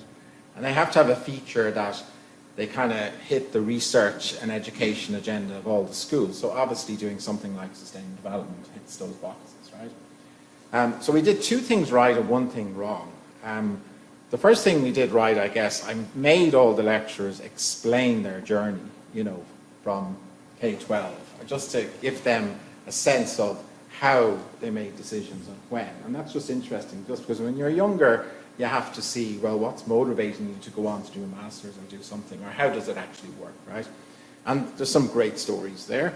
And then I also explain, well, how are they involved in the SDGs? So somebody, I've forgotten the lady's name now, but she does this for the President of Ireland. She does this thing called historic crops. So it's brilliant, actually. It's taking these seeds that they preserved and showing, actually, for barley and grain and stuff, that they actually are more resilient to, the climate change and lack of water, and actually, their efficiency is very good. So actually, nature had solutions, and because we went to fertilizers and other things, we got rid of nature's ability to actually cope with climate change. Yeah, so that's very interesting. But then I kind of said to the students, okay, we have a 300-acre campus, so now get into groups of 5 and actually come up with recommendations for UCD as a campus. Do you know what I mean? And of course, what comes up is water fountains. So the foyers of all the buildings do not have water fountains, right? So it's a simple thing, I think, to stop plastic use, etc. Show them, go to estates, show them your proposal, make the recommendation to the students union or whatever, go through the governance structures of the university and say, get the water fountains in, right? And then there's all sorts of recommendations around the place. But actually what I taught then was how when you take a good idea that seems very simple and you try to bring it into practice, even in your own environment, you suddenly hit no, and you learn why. So the procurement contracts, the people on estates who wouldn't wanted to sell bottles of water, and they basically were blocking any idea that you could have free water available. And that was actually written down, right? This is nonsense, right? And then estates wouldn't change the policy. And then others who actually went through the 179 policies in UCD just to show where there's problems with sustainability, and that should be taken on board. The governing authority didn't want anything to do with it. They said, you change those policies. I mean, when we promote people and hire people, or we give contracts, or, that's going to kill us. It's going to kill us. We can't say this, But then they go, well, you have to kind of practice what you preach, right? So what was I teaching students then? Like, really? You know what I mean? Like, so when they came away with their project and tried to implement, just got their hands dirty, as you say, what did you teach them? That systems matter more than you, right? And that is not a message that you want to give. So that's why I'm going back to this idea that when you bring stuff into the classroom and you bring curriculum change and change in teachers or whatever, you've got to make sure they see where they go with practice and policy, and to be working with people in those type of positions who will do what you ask them to do and show you how it can work and how it's successful. Because you're not training them properly if you don't do that, right? So I'm just saying that this pedagogy of bringing the outside classroom into the classroom or bringing the classroom into the outside classroom, you've got to manage that. You've got to manage in a way to show how you do it successfully, not teach them how it fails, because we know that already, basically. Yeah, Marguerite has had a... Oh. So I can't remember the question, but I'm going to answer it anyway, John. Okay, all right. So there aren't many jokes about sociologists, but the one that relates to Godfather is I'm going to make an offer you can't understand. And over the years in dealing with sustainability, when I don't understand something, I've covered that up actually by seeking out people that have, working with them, cultivating relationships, projects, teaching, and so on. And I think that's vital in terms of preserving the momentum over time. One of the things I suppose that comes from, and it was mentioned earlier on, those kind of exterior forms of recognition or the various different schemes, where they're very useful isn't so much learning about what you're doing well, but actually learning where you need to improve. So that can be a demonstrable motivator to push for institutional change. Now, in some areas, there is going to be a degree of institutional inertia, but at the same time, those partnerships, that valuing of diverse forms of knowledge and experience, connecting those with the various different policies, I think are critical. And we should realise that it's not just that we're an institution of learning, but very much in line with what you've been saying, Stephen. We need to be learning institutions. There isn't an end to this journey. This is going to be a perpetual process. But at the same time, we'll improve in some areas, but we may actually go back in other areas as well. But again, looking to our student body. That's the next. It's not passing the buck down to that generation, but hopefully building the capacity to allow for that generation to pick up the challenge. So yeah, there's a good bit to digest there, like if having a situational awareness as an institution, but really critically reflecting as an institution as well. I know Marguerite was really patient earlier, and I know she's got a question.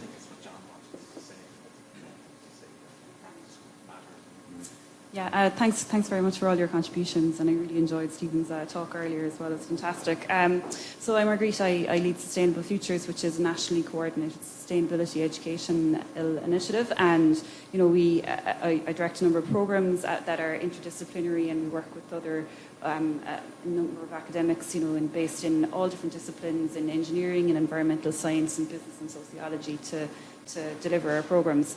So what struck me, from Stephen's talk really was, and from the other contributions as well, is the importance of systems thinking and being comfortable with complex systems, being able to apply systems dynamics theory and so on to diagnose systems and develop sustainability solutions. And I suppose my first question is, do you think that this is a really important, or what are your thoughts on systems thinking and complexity as a competence for developing and supporting sustainability leaders of the future who are tackling sustainability challenges? And then furthermore to that, then I'd have a second question, which is a bit broader really in scope, and that's related to the UN SDGs. Of course, as David mentioned earlier, it's the deadline for the achievement of the Sustainable Development Goals. It's only around the corner, really.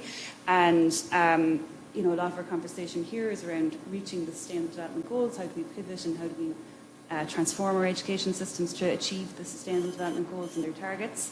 But I suppose on a kind of in the longer term, what's next after the Sustainable Development Goals, and what will we be working towards? And maybe Paul and David might like to comment on that. And then how what are our education ecosystems going to be working towards? At a later point, is it a future iteration of the UN SDGs, or is it something different? Thanks. Let's start now. No, I think this is still working.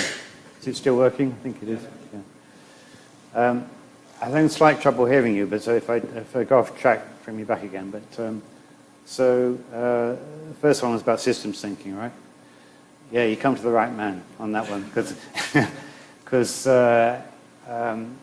I've been talking about that for a long time and promoting it, because if you look at the whole debate on sustainability competencies, it's always in there.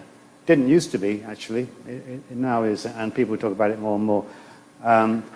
But I see systems thinking or systemic thinking as critical, absolutely critical to both understanding this debate and addressing it and engaging with it. Because unless we think systemically, I mean, the world, you get me, I could go on forever about this one, but the world is systemic. Everything relates to everything else, as we all know this stuff, really. And we have all these labels by which we interpret. I'm in danger of going off on it. I have a teaching activity where I get students to say, name an environmental issue. Okay, so they come up with anything from climate change to dog poo on the pavement, anything really. And then I put the word up on a flip chart, and then I give them descriptors like technological, sociological, historic, economic, health, and they're supposed to say this is a issue because. Do you know what I mean? So they're forced to think about different ways of describing that so-called environmental issue, and you get such a multiplicity of perspectives that it's no longer simply an environmental issue. So this is kind of forces holistic and systemic thinking. So for me, to address the systemic world, we need to think and educate in a more systemic way. And that's one of my big things I've been banging on about for years, really. And that's echoed in ecological economics and so on, and ecological design, and holistic health and so on, and sustainable agriculture and so on. It's all systemically based on systemic thinking, and so is it's a whole new emphasis on regeneration. It's very based on systemic thinking. So I think the whole reductionist toolkit that we've had in our books for years, and which still informs teaching and learning very largely, has had its day, but it needs to be complemented by this more holistic, systemic, connected way of thinking. So we use the reductionist toolkit for problems for which it's suitable. It's not suitable for dealing with complexity. Okay, so that's making the reductionist and the mechanistic toolkit our servant and not our master. And then we can deal with complexity by seeing things in a more complex way. So yes, I can go on and on about this, but yeah, I see, if you that competency list, I see systemic thinking, systems thinking, and critical thinking at the top, of all the others. So yeah, but a lot of academics don't know much about systemic thinking. So it's another challenge really. Okay, so that's that one. What was the other one? It was about SDGs. What happens? Well, oh yes, sorry, go on. Yeah. Maybe I'll just attempt that. I touched very briefly on it earlier, but basically, the idea of goals, I think, is with us to stay. Goals are a useful way of concentrating resources, political energies, etc., even if we don't achieve them. That's number one. Number two, nobody has actually challenged the content of what we agreed in 2015. They might grumble from time to time, say that's too ambitious or whatever, but nobody has seriously suggested that we have the wrong goals. Absolutely nobody is suggesting that we subtract from what we have at present.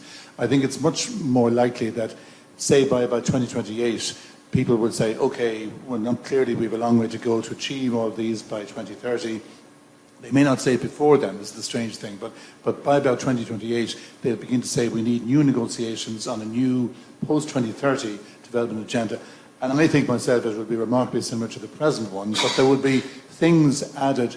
They could be added as goals, or they could be added in the declaration which goes with the goals, which I have to say is every bit as important. So, for example, slogan "Leave no one behind." That's in the declaration. It's not actually in any one of the goals, and that is taken. Well, I mean, it's certainly taken seriously as a kind of political objective. Whether it is actually being realised is another matter.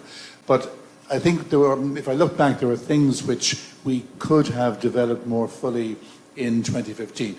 Just to randomly, we could have said more about the positive contribution of migration, of the fact that migration in itself is an important enabling condition for which we only just touched on briefly. That won't appear as a goal, but I think more there would be recognition of it. Now, it may seem rather odd through a European lens why would we focus on the highly controversial issue of migration, but in global terms, it is recognised that if, let's say, a Bangladeshi moves to London, creates a business, sends back a large amount of remittances to home, he is not only benefiting his home country, but he's benefiting the UK as well. So, I mean, I'm giving you a very simplified account. So migration, I suspect, would be one theme.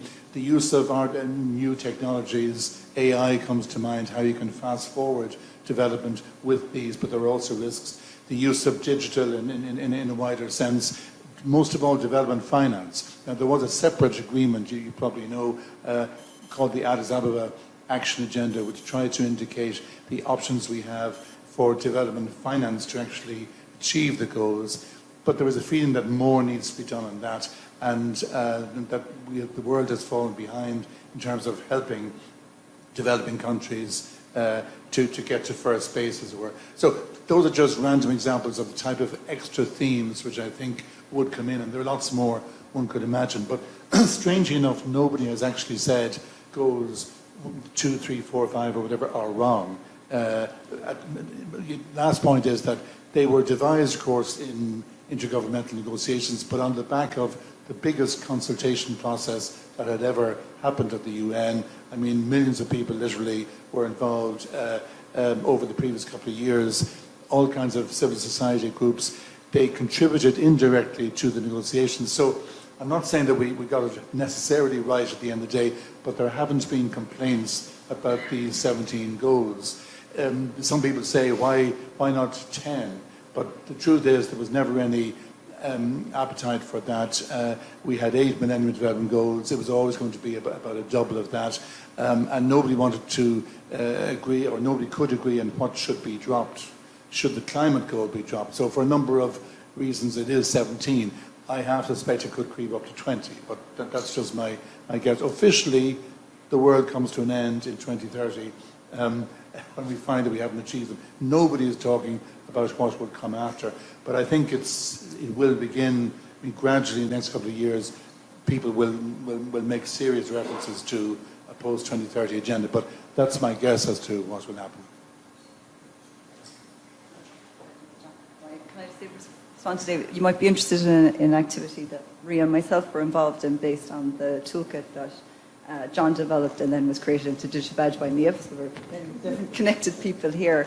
But most of the staff here that lead out on programs, program directors actually map their programs to the SDGs using a kind of a similar rubric that you described, Stephen, with the zero response. It was 0 to 5 kind of thresholds. So at the end of this month, I guess, we'll have a picture of that, which we did in the past. But I do think it's, I don't think it was, many people are on this journey, but I think there's a number of people that would have found that really painful to do in a very pressurized, time of the year. So I think that we need to sweep under with resources to support people to bring it on to the next stage, because I think when you ask people to do something in good faith like that and put the time and effort in, and it not just be a tick box, people took it very seriously and spent a lot of depth of time thinking it through. And some colleagues actually were highlighting how they did it with their students. So they had the students reflect back on what has been the learning experience, what were the SDGs, what were the underpinning targets, and how did that actually resonate with them and their experience of the curriculum. Because we talk about the designed curriculum, but then there's what actually happened in the classroom, the enacted curriculum, and then there's the actual experienced curriculum. And those three things can be very different, right? So that's just a comment more for you than the people. One more question over here. I know probably everybody's starving at this point, so there's plenty of pastries over here. Hi, I'm Cleana. I work here in UCC in the International Office, facilitating engagement with Latin America and the Caribbean. Thanks for your comments on partnering with the Global South or the developing world, or whatever you like to call it, from Paul and Laura and Ger's comment. We've been lucky enough here in UCC to have a focus on Latin America and sustainability, and a lot of the engagement with that region of the world has been actually framed by Agenda 2030. We've amazing projects with the National University of Columbia, where we're looking at developing a culturally apt SDG toolkit in Spanish for that region, and postgraduate programs in embedding SDGs, for that region of the world. But I think on just two comments on this transformation that has to happen, I think we could also partner with our public universities in the developing world or in Latin America, from experience on how they've been working in very challenging and crisis situations where public universities do amazing work to pick up the work the governments don't do in healthcare, in access to education. Like even during the pandemic, some of our partners did amazing work on food security on the ground with community groups. Yesterday, I was just talking to Laura. I was talking to an amazing NGO working on the border with Guatemala and Mexico, a team of 8 who are, gender health specialists with IT. They've developed an app for safe access to rights and safe spaces for vulnerable migrants in movement. We're at a crisis point. We need to transform, and I think we've partners around the world that have come up with really creative, resourceful solutions with much less. That we could definitely look at, and NGOs as well working in that sector. And just to comment on the future of the SDGs, or what's been criticised with the SDGs, through student engagement work with students in Peru and Colombia, and our own students working together on innovative solutions, working with the SDGs. One thing that has come up is the SDGs was missing the whole indigenous worldview of sustainability. I've kind of heard it come up on various forums, working with UCC students and partner university students, that their vision of sustainability is very much needed. And I think it kind of feeds into what NGOs are doing on the front line in that region of the world, what our partner universities are doing. I mean, there are indigenous environmental activists killed every day, definitely in Colombia and Mexico. There are NGOs funded by Irish Aid, for example, supporting them, like Frontline Defenders and others, that we could partner with more and try and work together to co-create, forms of inserting that into formal, non-formal curriculum, etc. So yeah, but thanks for bringing that up. Just on the indigenous aspect, it's true that indigenous people are not mentioned in the individual goals and targets, but I do take some pride, as it were, in the fact that they are mentioned in the declaration and under the heading of Leave No One Behind. And I know they're mentioned there because I drafted and I put them there. And we actually had a very strong presence of indigenous representatives during the negotiations. So it's a fair point that they're not in the individual goals and the measurable targets, but the sort of political priority for the interests of indigenous peoples is clearly there in the declaration. Leave No One Behind sums it up, and mightn't be enough. Like next time around, we should put them squarely into the new goals. But it's a very interesting point. And just kind of build on what Cleana said, that work with Latin America has been done in a co-creative way. So it's kind of within their context. It's not coming down like Big Brother from the north. But their learning is also coming back a lot, which is kind of like what Stephen was saying, is to be receptive to the other points of view. And Wayne Vivier is based on Quechua philosophy, and that's another sort of sustainability framework, the good life, which is something to also consider too if you're not aware of it. So I don't know if there's any comments from up here on Paul. Yeah. Just one thing that keeps me awake a bit. So because obviously the SG Academy, we're online MOOCs and putting these into LMSs across different stakeholders, I'm starting to think of all my learning objects like digital assets So therefore, I'm kind of looking very carefully. We're working with UNESCO, but it's on the communications from information side, you see. It's on the digital transformation side. It's not in the education sector. And I know there's this Global Digital Compact as part of the Summit of the Future, right? But just one kind of warning sign, I get a bit frustrated. And I see this in European Union policies, like, so they see people dropping out of school because of COVID, and then they want to create alternative pathways. And Simon Harris was doing that, bring them back into college or vocational training. They are very worried about AI and the transformation of jobs and skill sets, and etc. And there's calls through Horizons and digital sections, for grant applications and when we're putting them in. But I get very concerned when we separate out. This is David's point about your mission has to be goal orientated. And let's say we say it's the SDGs, because all the things that I heard this morning in your talk, systems learning, that could actually be part of people who want to get people up and running to be part of the digital transformation world. It doesn't have to be about achieving sustainability at all, right? And unfortunately, what's the point in bringing everyone in, inclusiveness, and giving them all these tools if they learn how to use drones in war situations? Now, what's the point, right? So, in other words, you've got, like, when we see finance, digital, all these MOIs, complex thinking, forms and teaching, all the rest, we've got to have it mission focused. We've got to be clear that there has to be boundaries here and that you cannot harm people and planet in the way you apply what you're doing. And this is a problem. And so we're working with people on licenses and patents to actually say that every product and service can be open, but it should be a global public good, and it should never be used to harm nature or people. And you can actually put that into licenses, and that's a digital products and stuff, So I guess it's just to be careful. Like, you do all this work on the supply side, and then you're doing it so that people have the tools to achieve something like this, and then somehow you just see it being snapped up by other sectors and applied to other things, and that's soul destroying, basically. I don't know how to avoid that, but it just shows you the importance of mission orientation is very important. I'll give it a try.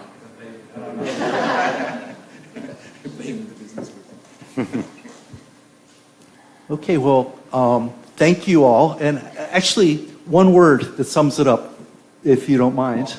I know that's a tough one. Does anybody have one word they just want to say that might be that icing on the cake? Hopeful. Collaborative. Yeah. Reimagine. I don't know, education. I think education can be this. Stephen? Persistence. Yeah. Optimistic. Okay. Sounds good. So thank you, everybody. I hope this was some good food for thought and things to think about, and also to be challenged at the same time and to look at this in a critical lens. And so applause for our panelists.